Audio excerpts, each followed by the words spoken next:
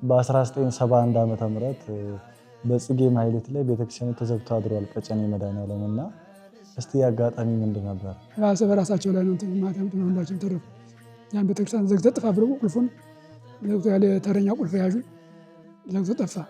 ደርግ እንትን ተነሳና እንደ ወጣቱን ብሎ ገነፈለ እንትን እያለ ትግለኞችን እንትን ብሎ እኛ እንትን ማለት አለብን ወደ አዳሪ እያሉ ልጆች ባለማስተዋል ብዙ ችግር ፈጥረው ነበረ። እሺ አሟሟታቸውስ ምን ይመስል ነበር? በዛ ሰዓት ጌታ ባረፈበት ቀን የሞቱ እያሉ በዚያ እንደሚያሳቸው ይቀኑ ነበረ እና ልጆቻቸው የስቅለት ነው እሳቸው ያረፉ። በሲኖዶሱ ክፍፍል ጊዜ ለማስታረቅ ሄደው እንደነበረ ሰምቻለሁ እና እስቲ ስለ መጋቤ ብሉይ ሰይፈ ይንገሩን። መጋቤ ብሉይ ሰይፈ እኔ ስመጣ እንደነገርኳችሁ ለመካነ ኢየሱስ ገብተው ነበረ። እንትን ባቸው ሁሉ ብሎ አርተፍሻል በተደረገላቸው ይባላል። አብይ ጾም ደግሞ እዛ ጾመ ድጓ ስለማይቆም ከዚህ ነበር መጥ የሚቆሙት። ማህሌታዊ ናቸው፣ ድምፃዊ ናቸው፣ በጣም ኃይለኛ ናቸው። በጣም ተስተዋላቸው ባለ ዛሬዎች በጣም ተናቸው። ጸለባ ያስፈልገን እንኳን እኛ አሁን የኔ ቢጤም ሁሉ መብጭ ያቸው ተሰጠጎ ነው የሚያደርገው ቤተክርስቲያን። እንደምን አላችሁ ውድ የሚዲያችን የፍኖተ ያሬድ ተከታታዮች፣ ይህ ዘወትር እሑድ ወደ እናንተ የሚቀርብላችሁ ዝክረ ሊቃውንት መርሃ ግብራችን ነው። ዛሬም በከተማችን አሉ ከሚባሉ አንጋፋ ደብሮች መካከል አንዱ የሆነው በቀጨኔ መድኃኔዓለም ከ67 ዓመት ጀምሮ ማለትም ከ50 ዓመት በላይ በቀጨኔ መድኃኔዓለም በአገልግሎት ላይ ያሉ ታላቅ ሊቅ ነው ይዘንላቸው የቀረብነው። በገጠርም ጉባኤ ዘርግቶ በማስተማር ብዙ ደቀ መዛሙርትን ያወጡ ናቸው ለቤተክርስቲያን። በአሁኑ ሰዓት በቀጨኔ መድኃኔዓለም ቤተክርስቲያን በመዘመርነት የሚያገለግሉት ሊቀ ጠበብት ዘሚካኤል ጋር ቆይታ የምናደርገው። እስከ ፕሮግራማችን ፍጻሜ ድረስ አብራችን ቆዩ። መሰረተ ዜማ ወጠነ መሰረተ ዜማ። እሺ እንታ እንደምን አሉ? አሁን ወደ ጥያቄው እንሂድና እስቲ ስለ ቤተሰቦት ምን እንደሚመስልና ከጉባኤው በፊትስ ምን ይሰሩ ነበር? አባቴ አየነው እንደሻው ይባላል። ትምህርት ዳዊት እንደዚህ እስከ ዲቁና ነበረው። ወደ አደባባይ ሆኖ የወረዳ ጸሐፊ ምናምን ነበረ። እዚያ ሲመርሱ አባቴ በልጅነት በ7 ዓመት የሞተ። ትምህርትም ዘው ልጅነት አልወድም ነበር። የአይኖትን ብርሃን በምን ምክንያት ነው ያጡት? እንደምቻ አድርጎ ነው ተባርቆ ብቻ ነው ብዙ ቀን ታምሜ በጸበልና በዚያ እንትን ብዬ ነው ተሻለኝ። ያው ብርሃኑ ከለከለኝ። እዚያ በኋላ ሐኪም ታየም አይሆን ሆነ ወደ ትምህርት አልብዞኝ። ቤተሰብ ወደ ስራው ምናምን ያዘነብል ነበር እንዲማሩ ብዙም ፍላጎት የላቸውም ነበር? እነሱ ይፈልጋሉ። እኔ ልጅ ሁኜ ልጅነት ትምህርት አልወድም ነበር። እኔ እንትን እያሉኝ ነው እንጂ አልማርም ብዬ ስል እንግዲህ አትምሩም አልተማርም የሚባል ስራ ግብርና እንደጀመርኩኝ ነው በዓይኔ መቶ የጠፋ። በዚያ ምክንያት ነው የጠላሁትን ትምህርት እንደገና ተመልሼ ብለ። ከማን ገቡ የመጀመሪያ ቀን? ሜንታ መንክር እዚያ መጣሁ። ትንሽ እንደተቆየሁ ሰምናሩ እንደጀመርኩ ጉባኤ ቃል እንዳለ ጥለው ሄዱ። እሳቸው ልጅ ነኝ ቀረሁኝ። በዛ ወደ አንግላ ደግሞ የቅኔ መምህር ነበሩ ሰምናሩ ቋጀንታ አበበ የሚባሉ እና ብሉ ቴዎድሮስ ሀገር ሰው ከእሳቸው ተቀኘሁኝ። ከእሳቸው ተቀኝቼ ዛሬ ደግሞ የእንታ መንክር ዜና በጣም መንፈሳዊ ናቸው። በፍልስጤም በላይ ያሉ ሲባሉ ጊዜ ወደ ልጆች ይዤ ማስቀጥላቸው ወደ እንታ መንክር ሄዱ። ሁለተኛ ስሄድ በዛው እንደነበር በዛው ነገር አሉኝ። በዛው ትንሽ እንደቆየኝ አብይ ጾም እንትን አሉኝ።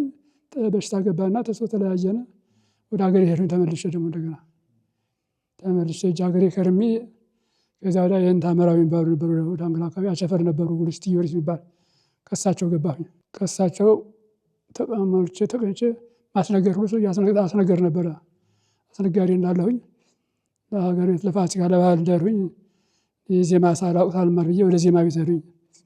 ዜማ ቤት መርጌታ ሞላ የሚባሉ ነበሩ። ዱር ቤት ከተማ ጭቅሌ ማርያም ትባላለች። ከዚያ ሄጄ ዜማ ምርጓ ምዕራፍ ተማርሁኝ። ወደ 2 ዓመት ቆየሁኝ። ከዚያ ተነስቼ ነው ወደ አቋቋም ቤት ሄዱት። አቋቋም ቤት እስከማን ጀመሩ? መርጌታ ሙሴ የሚባሉ ነበሩ የጎንደር ሰው። የተክሌ ማሜና የላይ ቤት ጸናጽል አዋቂ ከእሳቸው መዝሙር ክብረ ባልና መዝሙር ወደ ባል ተምሬ ከእሳቸው ደግሞ 3 ዓመት እንደቆየሁ ይህን ታጠበቡ የሚባሉ እዚህ ቡሬ ዳሞት ነበሩ።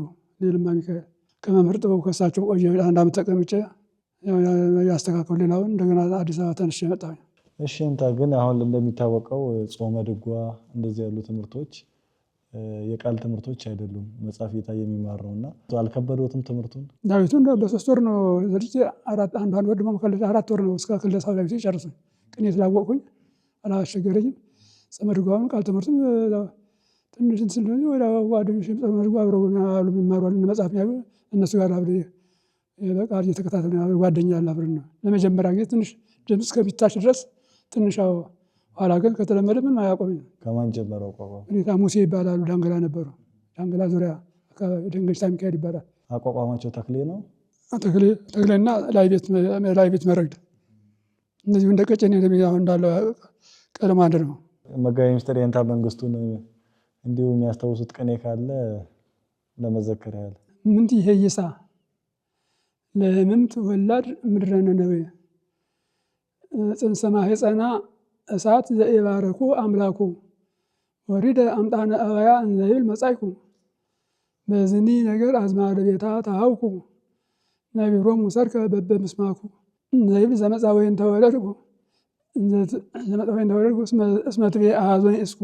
እስቲ የእንታ መንግስቱ ጸባያቸው ምን ይመስል ነበር? ከተማሪ ጋር የነበራቸው ተግባቦት? በጣም የዋህ ናቸው። ደጎች፣ መንፈሳዊ ጸሎተኛ፣ ደግ የዋህ ናቸው በጣም እና እዚያ ከጎረቤትን አብረን ደግሞ እስከሞቱ ድረስ አብረን ነው የቆየነው። ስመጣ እሳቸው በመስከረም መጥተው እኔ በመጋቢት ነው የመጣሁት መጀመሪያው ከዚህ በ58 ዓመተ ምህረት ኋላም ሄድ ብለው እሳቸው ናቸው 3 ዓመት ተቀምጬ ስመጣ እዚሁ አገኘኋቸው። አሁን ካለሁበት ግቢ እዛቸው እዚያው ነበሩ አብረን። የአፈ ንጉሥ ቦታ የአባታችሁ ቦታ ነው ያ ግቢ ለተማሪ ሰጥተው ነው ትምህርት ለመማር እዚያ ነው አሁንም ያለነው። እዚያው ቀበሌ መንግስት ወሰደው። ከዚያ በቡናም አብረን ጧት ማታ ታሪኩን ሁሉን የቅኔ ሁሉ መምህሮቻቸውን ሁሉ ያጫውተው እዚያ እሳቸው ጋር ነው አብዛኛው ብዙ ጊዜ ይኖሩት። እሺ አሟሟታቸውስ ምን ይመስል ነበር? ወደ ገዳም እሄዳለሁ። ገዳም ምን ያደርግልዎታል? ከዚህ ቦታ እኔ ስጋ ወደሙ ተቀብዬ ደግሞ እንደ ሰው ጋር ለመነጋገር ለመቃየም አልፈልግም እንደዛ እንዳሉት ትንሽ እንደተመተው ያፈቃዱ መዳያ ቦታ አለቀቃቸው። በጥር ትንሽ ታመሙና ጾም ሲገባ ትንሽ ሶስተኛው ቀን ነው ማክሰኞውን ብቅ አሉ። ከዚያ ያሉ የ2 ቀን ያህል ሳያስቀድሱ ወደ ኋላ ቀረተው እየዋሉ እያስቀደሱ የደብረ ዘይት ስጋ ወደሙ ተቀበሉ። 3 ቀን ሰባለ ተቀበሉና የመጨረሻው ተጽዕኖ ዕለት ስጋ ወደሙ ተቀበሉ። ዳዊት በሚያልቅበት ቀን ቤታቸው ሄደው በዛው ጀምሮ ማታውን አሟቸው። ጠዋት አልመጡም። ቅዳሜውን ለስብሐተ ነግህ ስጠይቀረ ጠዋትም አልመጡም ምናምን አሉ። ጎረቤትን እየጠየቁ ኧረ አሞኝ ነው እንደዚህ ነው ምናምን አሉ። ማማቱ እነዚያ ሐኪም ቤት ምን ወሰዷቸው። ምን ይሉ ነበር ድሮ በህይወታቸው እዚያ ደንቢያ ሳሉ ሲያስተምሩ አንድ ታክሉ የሚባል ደግ ባይታዊ ቅኔ መምህር ነበሩ ታዋቂ። እሳቸው የስቅለት ዕለት ነው የሞቱት። የስቅለት ዕለት እሳቸው ታሪክ ሲያጫውቱኝ ሐሙስ ጸሎተ ሐሙስ ቅዳሴ ገባ ስጋ ወደሙ ቀበል ነበር። አይሁድ አይቀበሉም አሏቸው። አይሁድማ መንገደኛ አገር ሄዳለሁ ምናምን አሉ ተባለ። ወዲያው አርቡን የስቅለት ዕለት ሞቱ። ተናግረው ነበር ማለት ነው። ታክሉ የሚባሉት የእንታ መንግስቱ ጎረቤት ነበሩ ድሮ እዛ ደንቢያ ሳሉ። አዲያችን ያነሱ የታደሉት የስቅለት ጌታ በሞተበት ቀን የሞቱ እያሉ ይመኙ ነበር የእንታ መንግስቱ። እኔ በጣም እንደምታደላቸው በዛ ጌታ ባረፈበት ቀን የሞቱ እያሉ በዚያ እንደሚያሳቸው ይቀኑ ነበረ። እንዳሉት የስቅለት ነው እሳቸው ያረፉት። እሳቸውም የስቅለት ቀን እንደተመኙት እንደመምራቸው እንደመኝታቸው የስቅለት ዕለት ነው ያረፉት። እሺ አሁን ደግሞ እስቲ ስለ የእንታ አስፋው የመጽሐፍት መምህር ስለ እሳቸው እናንሳ። ልቅና ተሾመው ቀበና አቦ ልቅና አለቃ ናቸው። በዚህ በመድኃኔዓለም አብይ ጾም ደግሞ እዚያ ጾመ ድጓ ስለማይቆም ከዚህ ነበር መጡ የሚቆሙት እና ማህሌታዊ ናቸው፣ ድምፃዊ ናቸው፣ በጣም ኃይለኛ ናቸው። በጣም ተስተዋላቸው በቃል እዚህ መቼም መንፈሳዊ በጣም እንትን ናቸው። አለቃ ኤልያስስ? አለቃ ኤልያስስ በጣም ስብከት ይችላሉ፣ ንግግር ይችላል። በጣም ያው ከቤተ ክህነት ከቅድስት ማርያም ነው ወደዚህ መምህር ጥበቡ ሲሄዱ ኑረይድ በየነ ያን ጊዜ መጋቢ ካህናት ናቸው አዲስ አበባ ኢትዮጵያ በጠቅላላ እሳቸው ናቸው ያመጣቸው። ተማሪ እንኳን ብዙም የላቸው ንግግር ይችላሉ፣ ስብከት አስተማሪ ይችላሉ። በጣም ተሰጧላቸው በስብከት እና ከመጋቢ ምስጢር መንግስቱ ጋር ደግሞ ጎጃም አብረው ቅኔ ቤት ነበሩ። እሳቸው ቅኔ ዘራፊ ነበሩ አለቃ ኤልያስም። እሺ አሁን ደግሞ እስቲ ስለ ንቡረእድ በየነ አሊ እናንሳ። በ53 ዓመተ ምህረት ጠቅላይ መጋቢ ካህናት ድሮ አጋፋሪ ነበሩ ይባላል። ቤተ ክህነት በእናቡነ መጋቢ ካህናት ኢትዮጵያ ጠቅላይ ቤተክርስቲያን መጋቢ ካህናት በ53 ነው የተሾሙ ይባላል። በ54 ደግሞ ልቅናውን የቀጨኔን እንደርሳን ልቅና ደርበው ያዙ። መጋቢ ካህናት እየተባሉ ቢሮአቸው ቤተ ክህነት ነው። እዚህ ግን ያው ውድቅ እንደዚህ ነው። ቢሮም የላቸው ቤተክርስቲያን ያው አስተዳደሩ ምኑ በነቀኝታ ሞገስ ቄሰ ገቦዙ አጋፋሪዎች እሳቸው ያው በባል ውድና በመድኃኔዓለም ነው እንጂ ቤተ ክህነት ነው ቢሮአቸው እና ኋላ ከዚህ ተነውረድ ተብለው ወደ አዲስ ዓለም ሲሄዱ ነው ሌላ አለቃ ሲመጣ እንትን ያሉት እና ደርበው ነበር ያሰ መጋቢ ካህናትና ንቅናው ነው። ቤተክርስቲያኑ ሊቃውንቱን በሰፊው የሚረዱ ለአቋቋም ተማሪዎች ደግሞ እንደ አበል የሚሆን ብር ያወጡ በቀጭኔ ምዳ የሚነሱ አፈ ንጉሥ ጥበቡ የሚባሉ አሉና እስቲ ተማሪው እንዴት ይረዱ ነበር? አፈ ንጉሥ ጥበቡስ ማን ናቸው የሚለውን ወደ እሳቸው እንዴት አባታቸው ቤተክርስቲያን ሲተከል የድሮ ቤተክርስቲያን ሲተከል ልጃሱ ጊዜ አጋፋሪ ነበሩ ይባላል። አባታቸው እሳቸው እዚሁ ተወልደው አሁን ያለሁበት ግቢ እሳቸው የተወለዱበት ቦታ ነው። እሳቸው በጣም ቤተክርስቲያን ፍቅር አላቸው። ቤተመንግስትም ስራ ሆነው እሑድና የመድኃኔዓለም ይመጣሉ። በአብይ በዓል ሲሆን አይለዩም አገልግሎት። ማታ ማታ ደግሞ እኛ ቀን ቀን እንማራለን እናቋቋሙን እሳቸው ማታ ማታ የእሳቸው ነው ወንበሩ መዝሙር ነው አብረን ነው ሁሉም በማህበር ቀለም እንትን የሚለው አቋቋም ይማሩ ነበረ። ከእንዳ ገብረ ማርያም ገንዘብ እያዋጡ እያሰባሰቡ ለተማሪዎችም ለመምህራኑም ደሞዝ ገንዘብ እየከፈሉ ቤተክርስቲያኑ ደግሞ የእህል ውሃ ሞልቶ አደጀሳ ዘውትር ቀለብ አንፈልግም ነበር። ያን ለልብስ ለምናምን ገንዘቡ በጣም በረከት ያለው ቦታ ነው። ቀለብ አያስፈልግም እንኳን እኛ አሁን የኔ ቢጤም ሁሉም በውጭ ጮሎ ጠጎ ነው የሚያደርገው ቤተክርስቲያኑ እና እሳቸው ገንዘብ እየሰጡን እንዲያሩ ይረዱን ነበረ።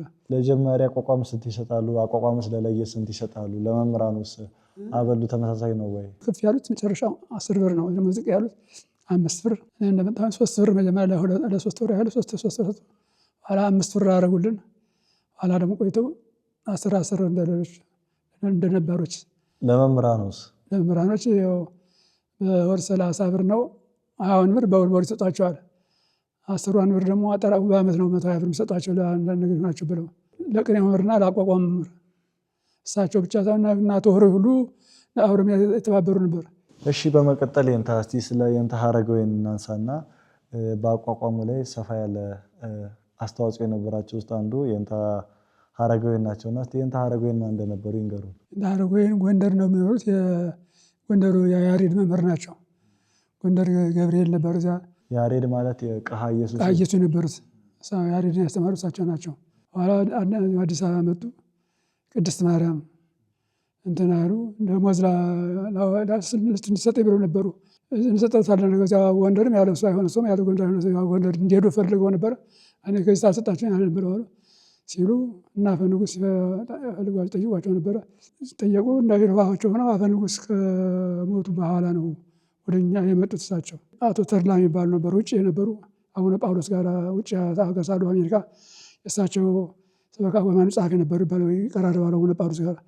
ለእሳቸው ሲነግሯቸው ጊዜ እንደዚህ ፈልገናቸው ነበር ሲሉ እሺ ሊቁ ተጠይቀው ፈቃደኛ ከሆኑ ብለው አቡነ ጳውሎስ ፈቀዱ። ወደዚህ መጡ። ብዙም አልቆዩ 2 ዓመት ነው የተቀመጡት። ከዚያ ግን ብዙ ስንከታተል ነበረ ወደ 9 ዓመት ምናምን ይሆናል ጓደኞች ጋር እዚህ መጡ። አብረን እያለ እያስቀጸሉን ጠዋት ማታ ያስቀጸሉን እያሉ እያስረዱን ቤትም አቶ ተድላ ቤት ሰርተውላቸው እዚያን ባለቤታቸው እኛም መማሪያም አለ ክፍል አለ ቤታ መኖሪያም ሰጥተዋቸው እዚያ ነበር የሚኖሩት። እዚህ እንዳሉ 2 ዓመት በኋላ አረፉ። እሺ በቀጨኔ መድኃኔዓለም ከመጡ ሊቃውንት ወይ በቀጨኔ መድኃኔዓለም ከቆዩ ሊቃውንት መካከል አንዱ የንታ ቤተ ማርያም ናቸውና የንታ ቤተ ማርያም የቤተ ማርያም አቋቋም ባለቤት የሆኑት በቀጨኔ መድኃኔዓለም 1 ዓመት እንደተቀመጡ እንሰማለንና እስቲ የንታ ቤተ ማርያም ቆይታቸው ምን ይመስል ነበር? በቀጨኔ መድኃኔዓለም እዚሁ ማረፊያ ሰጥተዋቸው እሳቸው እዛም ደስታ አላቸው። ሻማ መድኃኔዓለም ነበረ እዚያ የነበሩ እዛ ደስታቸው በሕክምና ምክንያት ያሉ እዚያው እንትን እያሉ እዚህም አለቃው በ250 ደሞዝ ሰጥተዋቸው እዚሁ ቁጭ ብለው ቤተክርስቲያን ማረፊያ ሰጥተዋቸው እኛ እየተማርቀንም ማታም እንማር ነበር። እነዚሁ እንዲህ አርባዕቱን አቋቋም ድጓመሩ እዚሁ እየቀጸልና እዚያ 1 ዓመት ተቀመጠዋል። እዚያም አልተሰናበቱም ብለው ለሕክምና አመካኝተው ነው የነበሩት። ከየንታ ሀረገወይን ቀጥሎ ማን ነው በመምህርነት የመጣው ወደዚህ ወደ ቀጨኔ መድኃኔዓለም? መጀመሪያ መራዊ የሚባሉ ነበሩ። የየንታ ቤተ ተማሪ ናቸው። እሳቸው ላይ ቤቱ ቀለም ሳይሆን ስለ ተክሌው ተብሎ ነው። በኋላ መዝገቡ መጣ። እሳቸው መዝገቡ ጋር እኛ ተስማሙ። በኋላ እሳቸው ተቀይረው ወደ ወላ ጽራ ሲሄዱ መዝገቡ አቋቋም ሲኖር እሱ ደግሞ ተክሌውን አውቆ ጸናጽል ጎንደር ነው ተማሪ ነው።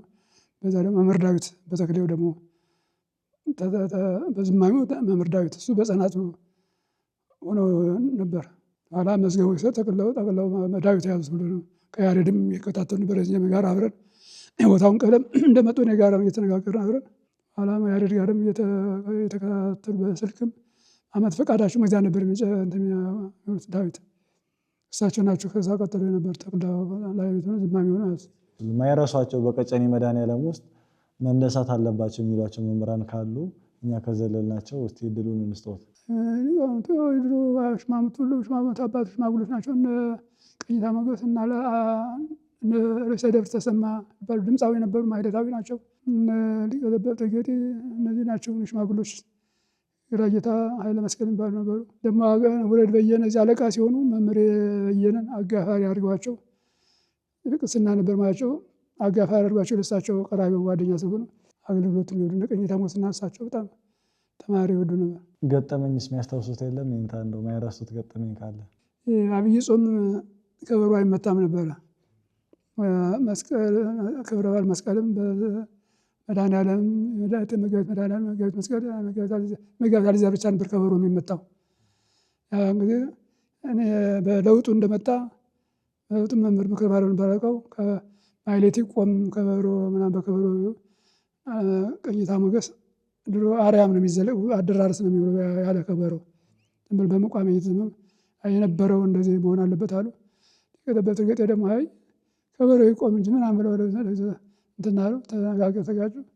ኋላ ነው ወረደማ እንግዲህ አዲስ አበባ ለቀው መጥተው ጡረታ ሆነው እዚሁ ነው ያሉት ተብሎ አስማማቸው። ያው ከበሮ ተመታና ያለቀውም ደገፉ። በለውጡ በ68 ነው ከበሮ በ67 ለውጥ በደርግ በመስቀሉ ተነስቶ በመጋቢት ነው ከበሮ ድሮ አይመታም ነበር ከበሮ ይባላል። ከ67 በኋላ በከበሮ መቆም ጀመረ። ከበሮ ነው መስቀልም በከበሮ በአመቱ ደግሞ መስቀል መጋቢት መስቀል በከበሮ ሆነ። ተስቤቱ ግን ድሮም በከበሮ ነው። ስለ መጋቢ ጥበብ ንጉሴ በየነ ምናምን ይንገሩ። መሪ በየነ የእሱ አባት ነበሩ። እኔ ስመጣ አጋፋሪው ተማሪ በጣም ይረዱ ነበረ። እሳቸው የእሱ እና ፈንጉስ ጋር በማቋቋም ገብረ ማርያም ድጓም ከእንዳ ሄይስ ተምሮ ቅድስት ማርያም ሳሉ እንዳ ገብረ ማርያም ማር ነበር። እንዳ ገብረ ማርያም ቤቱ ቅድስት ማርያም ነበሩ። ስለዚህ ማቋቋም እየተከታተለ ቅኔ ደግሞ እንዳ ጀራ እኛን ወደ ቀጨኔ ጠቆኝ ባታ የነበሩት ከእሳቸው ዘረፋ ድረስ ዘራፊ ነበር። ቅኔ ዘርፋ ቅኔ በጣም አዋቂ ነበር እና አቋቋም ባንሌታዊ ነው። በጣም እንትን ነው የመንግስት ስራ ሆኖ በባህር ሆነ። ኋላም ጡረታ ወጥቶ ከዚሁ ተሰግባቢ ተመርጦ ጸሐፊ ሙሉ ደብሩም እስከ ዕለተ ሞቱ ድረስ ያገለግል ነበረ። በጣም ኃይለታዊ ነው። ቅኔ በጣም አዋቂ መምህር ማለት ነው። እስቲ ስለ አጋፋሪ ሁኔስ? እዚሁ እንዳ ገብረ ማርያም ስመጣ ነው ያገኘሁት። እዚሁ ቀድሞኝ ነው የመጣ እሱ። እንዳ ገብረ ማርያም ሲመር ነው ያገኘሁት። በጣም አገልጋዩ ድምፃዊ ነው። በጣም ትህትና ያለው ሰው ነበረ። አክባሪ ወንድሜ በጣም እንትናችን ነበረኝ። ኋላ መንግስት ስራ ይዞ ጡረታ እስከወጣ ድረስ ጡረታ ወጥቶም እዚሁ እንደገና ተመልሶ ተቀጥሮ መጋቢም ጊዜም ጡረታ ወጥቶ ቤተክርስቲያኑ እንትን ብሏቸው እያገኙ ያገለግሉ ነበር እስከ ረፍታቸው ድረስ። በጣም ፍቅረ ቢጤ ያላቸው በጣም ጥሩ ወንድሞች ጓደኞች ነበር።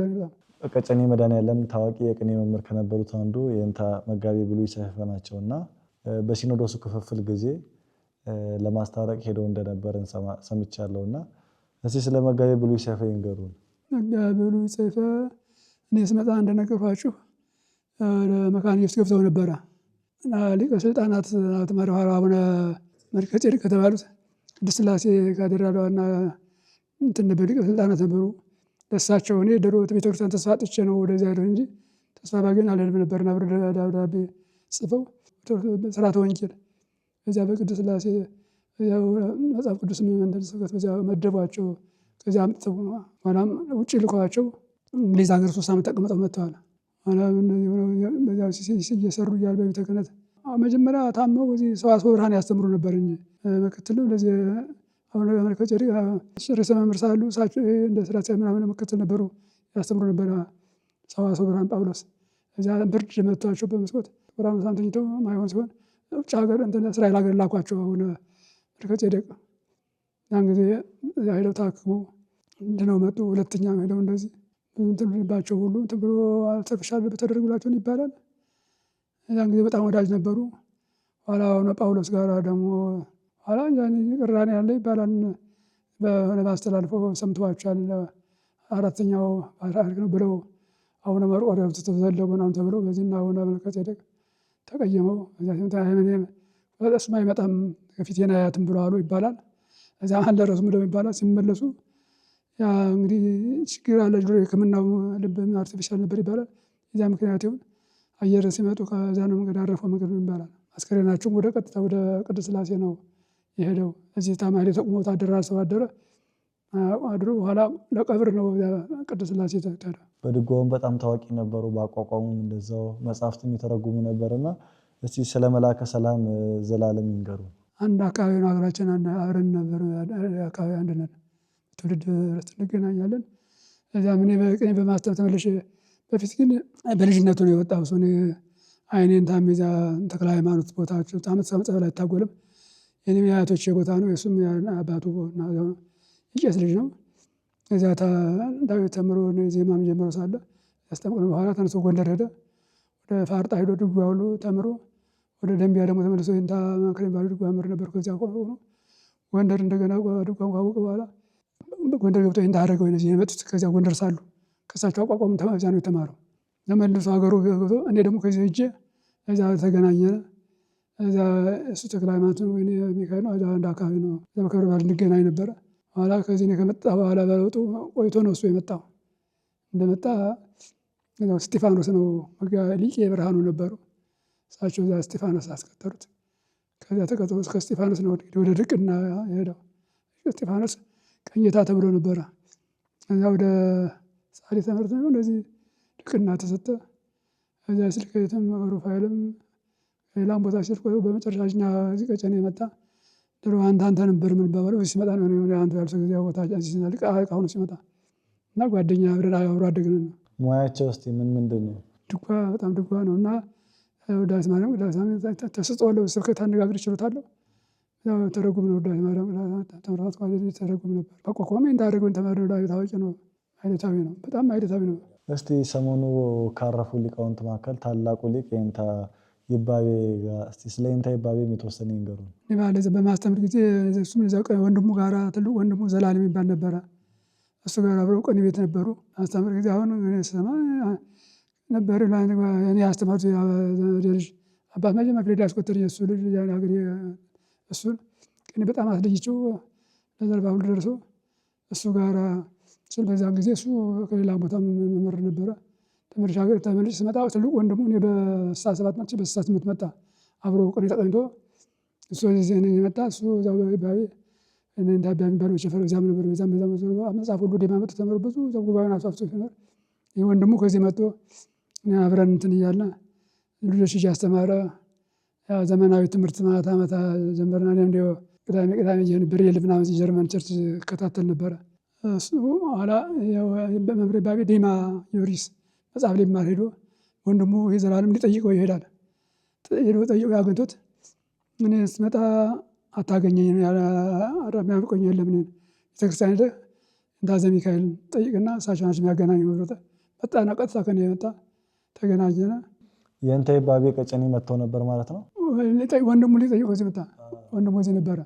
እሱ ነግሮት ነው ስትመጣ እኔን አታገኘኝም አድራሽ የሚያውቀው እኔን የሚያውቀኝ የለም እንዳዘ ሚካኤል ጠይቅና እሱን የሚያገናኘን ብሎት ቀጥታ ነው የመጣ። ተገናኘን። ወንድሙ አገናኘ ነው የመጣ ጠይቀኝ ነበር። ሲመጣ ወንድሙ ጋር ይጠይቀኝ ነበር።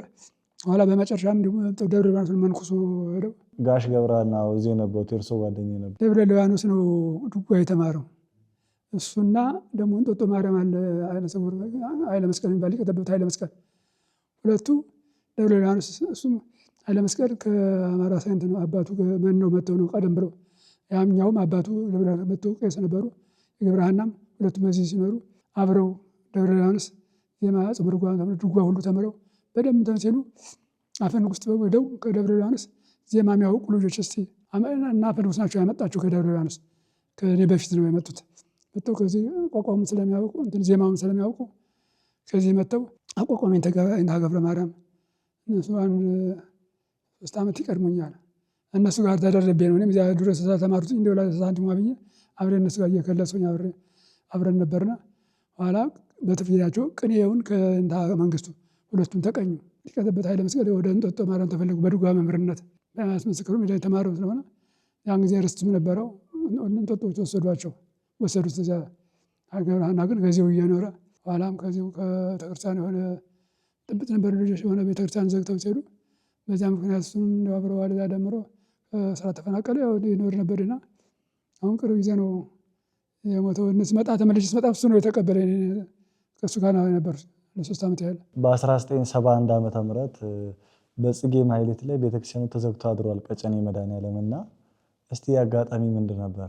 ብጥብጥ ነበረ ችግር ተማሪ መጤም ባለው ዘመኑ ደርግ እንትን ተነሳና እንደ ወጣቱን ብሎ ገነፈለ እንትን እያለ እንደ ተክለኞችን እንትን ብሎ እኛ እንትን ማለት አለብን ወደ አዳሪ እያሉ በጣም ልጆች ባለማስተዋል ብዙ ችግር ፈጥረው ነበረ። በዚህ እስከ ቤተ ክህነት ብዙ ውጣ ውረድ ነበረ። ያ ሲያደርጉ ቄሰ ገበዙ አስፋው ለሚካኤል ይባላሉ። እሳቸው አቦ ሜታቦ እዛ ስታላቸው እዛ ሄደው አንዱን ቁልፍ ሰጥተው ለዲያቆኑ ሰጥተው አንዱን ቁልፍ እሳቸው ነው። እነዚያ እንዲህ አድማኞችና ተንኮለኞች ቁልፉን ይዘህ ጥፋ እንዳይገለገል እኛ ቤተ ክህነት ምድርን አንሰማ እና እሱን እንዲታወቅልን መስሎት ነው። የባሰ በራሳቸው ላይ ነው ማትያምት ነው። ሁላችንም ተረፉ። ያን ቤተክርስቲያን ዘግተህ ጥፋ ብለው ቁልፉን ዘግቶ ያለ ተረኛ ቁልፍ ያዡ ዘግቶ ጠፋ። እኔ ድሮ እንዴት ቀደም ተደወለ ዘድ በዚህ በሴቶች በር ነው ጋብዛ ነው ወረደ በየነ አፈን ውስጥ ሀብተወልድ ይባሉ ነበሩ። ነፍሶስ ዘውሮ ለገባኔ ላቆም ነው ስለማላይ ነው በብረጫ ማለት ወጣ ልጅ ተዘግቷል። ምን እኔንም ምን ሰው እንደ ጨምረን በዛ አድብኛ ነው ዘግታችሁታል አሉ። ቀለደ ወላ ያ ዘብርድ አደርና ወላ ተዘግቶ አደረ። ከቤተ ክህነት ተደወለ። ወላ ያ እንግዲህ እየታፈሱ ያዙ ሁሉም የታሰሩ። እኔም ደግሞ ያ ብርድ አደረብኝ። በጣም አስማለብኝ። እጄ ቤቴ ገብረሃና ነበር፣ ውጭ ነበር እሱ። ቁልፍ ከፍቼ ገባሁኝ። አዳ ገብቼ ተኛ አመመኝ። ሌሎች እየታዙ ታሰሩ። ቀበሌ ብዙዎቹ ከዚህ በ3ኛው ቀን ተፈቱ። ዋና ቀን የተባሉት ከፍተኛ ወደ 40 ቀን ያልተቀመጠ ታስረው በዛው እንደወጡ ቀሩ። የተመለሱ እንደመሉ መሬት አስማማው ናልቃ ያላሉ ታስረው ነበር። ያን ጊዜ አዳሚ ናቸው ተብለው እሳቸው ወደ ቤተ ክህነት ሄደው ብለው ቦታው እንትና ተመደቡ። እግዚአብሔር ሌሎቹ እንደወጡ ቀሩ። ግብረ አዳም በዚያ ምክንያት ነው እንደወጣ ይቀራል። እሺ እንታ ለፕሮግራም እንደ መጨረሻ እንዲሆነን እስቲ እርስዎ ድሮ ከተቃኙት ከሚያስታውሱት አንድ ቅኔ ካለ ወይም አሁንም አዲስ ቅኔ ሊሆን ይችላል ለፕሮግራም መጨረሻ እንዲሆን እስቲ አንድ ቅኔ ይበሉልንና ፕሮግራማችንን እንጨርሳለን። የድሮ ቅኔ ነው ግን ገጠር ሳለሁ ተቀኝት የዘረፉት ሞድስ ነው። አመሞት ትብል ቅድመ ትሙት ቤሲት ነድ ገብርኤል ዘሰበራ ሬሳ በበትር ደቂቀ ሩጻ ተሃራ ከአውላ ኤልያ ማየን ዘይቀድሙ በአሚን ንፍቲራ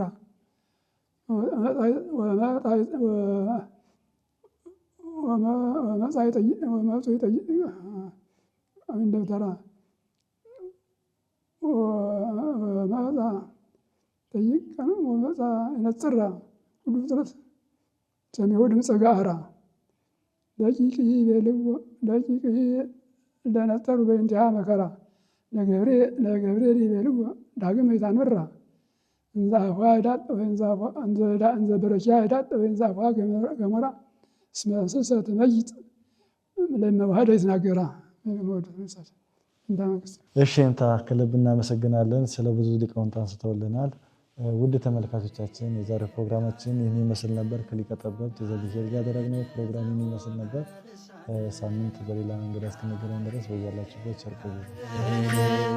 ካህን ጥዑመ ልሳን መሰረተ ዜማ ወጠነ መሰረተ